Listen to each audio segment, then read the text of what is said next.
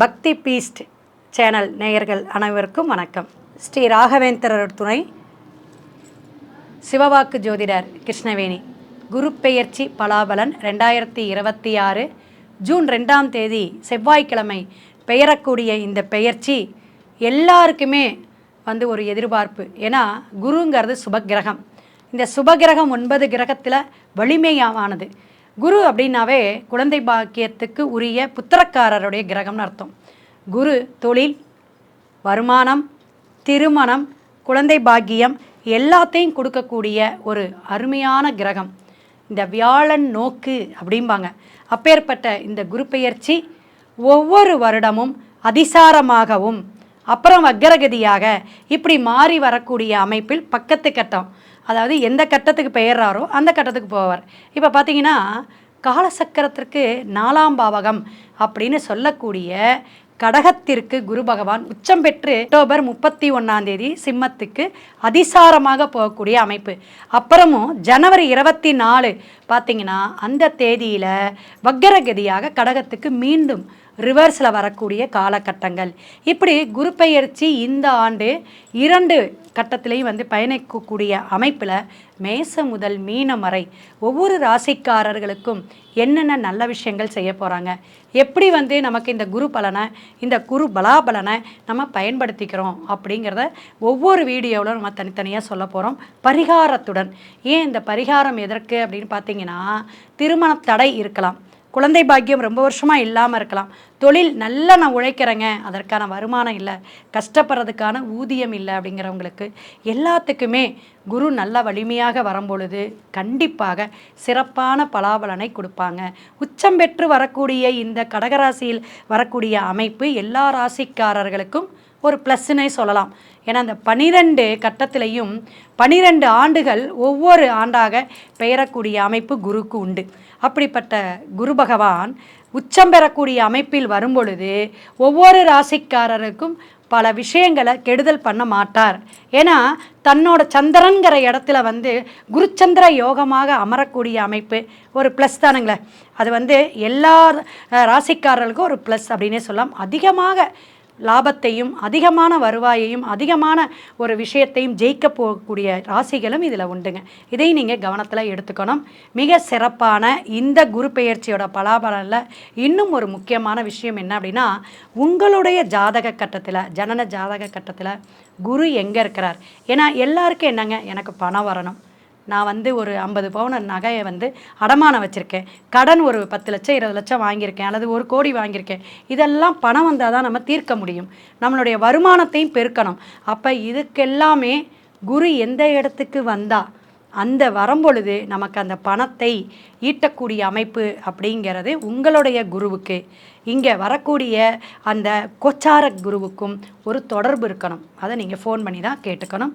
ஒவ்வொரு ராசிக்கும் இனி வரும் வீடியோவில் நம்ம பலாபலனை பார்ப்போம். மேசராசி. மேசராசி செவ்வாயுடைய ஆதிக்கம் அதிபதி அப்படின்னு சொல்லக்கூடிய முதல் ராசியாக இருக்கக்கூடிய உங்களுக்கு 7.5 சனி நடக்குதுங்க மேடம், இந்த குரு பெயர்ச்சி எப்படி இருக்கும் அப்படின்னு கேட்குறது எனக்கு தோணுது. 70% உங்களுக்கு நல்லா இருக்குங்க. ஃபஸ்ட்டு நம்ம இந்த பர்சன்டேஜை தெரிஞ்சுக்கணும். இப்போ 4ஆம் இடம் சுகஸ்தானமாக குரு பகவான் உச்சம் பெற்று அமரக்கூடிய அமைப்பு அப்படிங்கிறது உங்களுக்கு ஒரு பெரிய ப்ளஸ் பாயிண்ட்டுங்க. ஏன்னா 5ஆம் பார்வையாக 8ஆம் இடத்தையும், இந்த 8ஆம் இடத்தை பார்க்கக்கூடிய விருச்சிகத்தை பார்க்குதுங்க.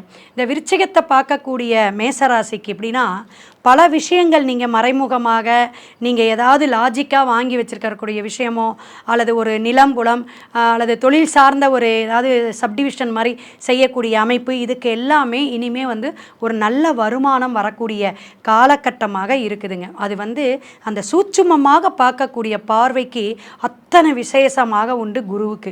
அப்போ குரு உங்களுடைய விருச்சிகத்தை பார்க்குறது, உங்களுடைய அந்த அதிபதியான செவ்வாயிடத்தையே பார்க்குறார். அதுதான் சிறப்பு. உறவுகளிடையே ஏதாவது பிரச்சனை, பகை இதெல்லாம் இருந்துச்சுன்னா இனி வரும் காலத்தில் ஒரு ஒற்றுமையை கொடுக்கக்கூடிய காலகட்டமாக இருக்கும். இந்த 7ஆம் பார்வையாக 10ஆம் இடத்தை பார்க்குறது உங்களுக்கு இந்த 7.5 சனியோடைய தாக்கத்தில் தொழிலில் பிரச்சனை இருக்கலாம், தொழிலில் வருமானம் ரொம்ப கஷ்டமாக இருந்துகிட்ருக்கோம், போராடி போராடி போராடி இன்னும் வருமானங்கிறது கொஞ்சம், அதாவது அமௌண்ட் அப்படிங்கிறதே உங்களுக்கு சிக்கலாக இருக்கும்.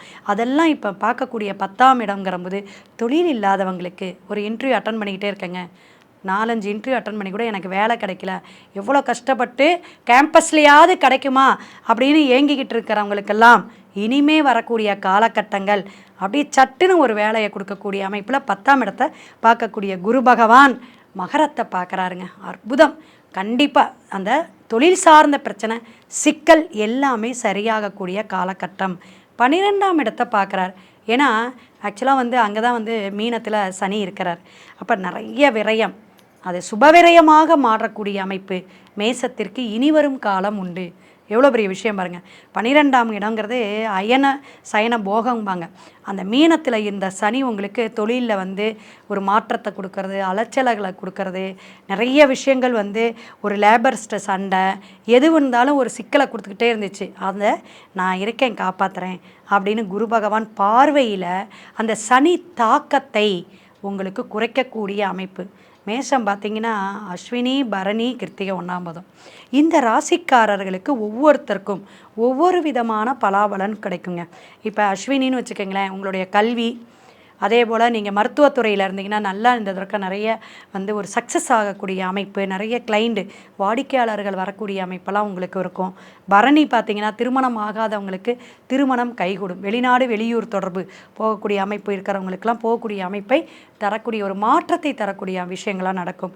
அதே போல் கிருத்திகை நட்சத்திரக்காரங்களுக்கு வந்து அரசு சார்ந்து அரசியல் சார்ந்து நான் ஒரு வக்கீலாக இருக்கேங்க, என்ன நீங்கள் துறை சார்ந்து இருக்கீங்களோ அதுக்கெல்லாம் வந்து ஒரு ப்ரமோஷன் உண்டுங்க.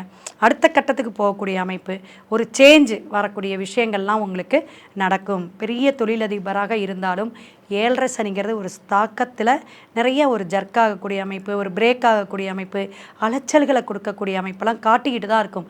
இருப்பினும் இந்த குரு உங்களுக்கு கொஞ்சம் சப்போர்ட் பண்ண மறைமுகமான விஷயங்கள், மறைமுகமாக அமௌண்ட்டு கொடுக்கறது, ஏதாவது வந்து ஒரு திடீர்னு ஒரு பிஸ்னஸ் மூலியமாக ஒரு கை கொடுக்கறது, இந்த ரியல் எஸ்டேட் பண்ணிகிட்டு இருக்கவங்களுக்கெல்லாம் கூட இந்த டைம் வந்து இந்த வருஷம் உங்களுக்கு நல்ல ஒரு வருமானத்தை தரக்கூடிய காலகட்டமாக இருக்குது. இதெல்லாம் நீங்கள் வந்து பயிற்சிக்கு அப்புறம் பார்க்கலாம். வேறு ஏதாவது சந்தேகம் இருந்தால் நீங்கள் ஃபோன் பண்ணி உங்களுடைய ஜாதக கட்டத்தில் குரு எங்கே இருக்கிறார், சனி பகவான் தான் தொழில் ஆயுள்காரகர், குரு எல்லாத்தையுமே கொடுக்கக்கூடியவர். ஏன்னா பொன்னவன் சிறப்பாக ஒரு ஜாதகத்தில் இருந்தால் அவங்க கண்டிப்பாக ஜெயிப்பாங்க. ஏன்னா அப்பேற்பட்ட சுபகிரகம், சுபகாரகத்துவம் உடையவர்னு அர்த்தம். ஒவ்வொரு பிளேஸ்லேயும் அவர் உட்காரக்கூடிய இடத்திற்கு அத்தனை வேல்யூவை விட பார்க்கக்கூடிய இடத்துக்கு தான் கோடி நன்மைங்க. அதுதான் குரு இருக்கக்கூடிய இடம் பால்மாங்க. ஆனால் சனி இருக்கக்கூடிய இடம் புனிதமாகும்.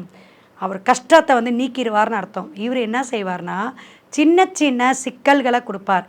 ஏன்னா அந்த இடத்துல குரு ஒரு பாவகத்தில் உட்கார்ந்துருக்கும்போது, ஒரு இடத்துல இருக்கும்போது, எந்தவராக இருக்கட்டும், மேஷமாக இருக்கட்டும், மிதுனமாக இருக்கட்டும், கடகமாக இருக்கட்டும், ஒரு சின்ன அவமானத்தை, ஒரு கெட்ட பேரை, ஒரு அவதூறை கொடுப்பார். மற்றபடி பெரிய பாதிப்பெல்லாம் கொடுக்க மாட்டார். ஆனால் அவர் அந்த பார்க்கக்கூடிய பார்வை பார்த்திங்கன்னா அவ்வளோ விசேஷம், விருத்தி பண்ணி கொடுத்துருவார், விசேஷத்தை கொடுத்துருவார்.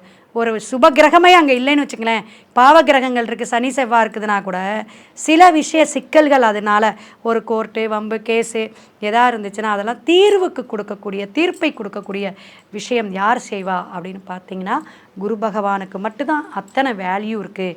அதனால தான் குரு கிரக சேர்க்கையில் கூட நம்ம பெரிய விஷயமா சொல்கிறோம். இப்போ சூரியனோட சேர்றாருன்னு வச்சுங்க, ஒரு ராஜ யோகம் அப்படிங்கிற ஒரு குபேர யோகம்னு உண்டு.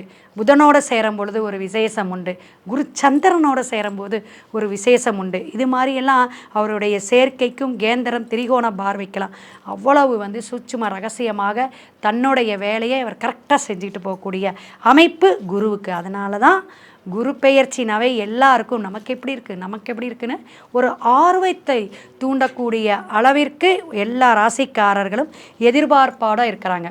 ஒரு மேரேஜ் பீரியடில் இருக்காங்க, 25-30 வயசு ஆயிடுச்சு, அவங்களுக்கு திருமணங்கிற ஒரு வெயிட்டிங்கில் இருப்பாங்க. அதற்கான வரன் அமையுமா, எப்பேற்பட்ட வரன் அமையும் அப்படின்னு ஃபஸ்ட்டு என்ன செய்கிறோம், குழந்தை நல்லா இருக்கணும், குரு பாக்கியம் வரணும் அப்படின்னா குருவை பார்க்குறோம். அடுத்தது என்ன செய்கிறோம், அடுத்தது அவங்களுக்கு ஏதாவது தோஷங்கள் இருக்கான்னு பார்க்குறோம். அப்படி இந்த தோஷத்தெல்லாம் நிவர்த்தி பண்ணுவதற்கு நம்ம பாருங்களேன், இந்த வியாழனையும் மற்ற நாளை விட வியாழக்கிழமைக்கு என்ன சொல்கிறோம், ஒரு ஸ்பெஷாலிட்டி கொடுக்குறோம். ஏன்னா அந்த ஜீவ சமாதி சமாதி, அதே போல் சித்தர்களோட வழிபாடு, குருவாக இருக்கக்கூடிய அமைப்புக்கு எல்லாத்துக்குமே நம்ம என்ன செய்கிறோம், அந்த வியாழக்கிழமை ஒரு புனிதமான நல்ல நாள் அப்படிங்கிற ஒரு பிறந்த நாளுக்காக இருக்கட்டும் அல்லது வியாழக்கிழமைக்காக இருக்கட்டும் நம்ம ஒரு முக்கியத்துவம் கொடுக்கும்.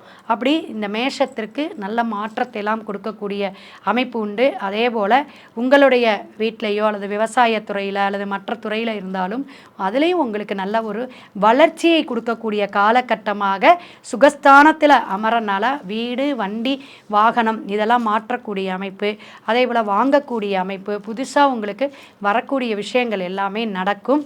அதனால் கவலையை விடுங்க. உங்களுக்கான பரிகாரம் அப்படின்னா பெரம்பலூர், திருச்சி பெரம்பலூர் போகக்கூடிய ரோட்டில் திருப்பட்டூர் அப்படின்னு ஒரு கோயில் இருக்குது. ரொம்ப விசேஷமான ஸ்தலங்க.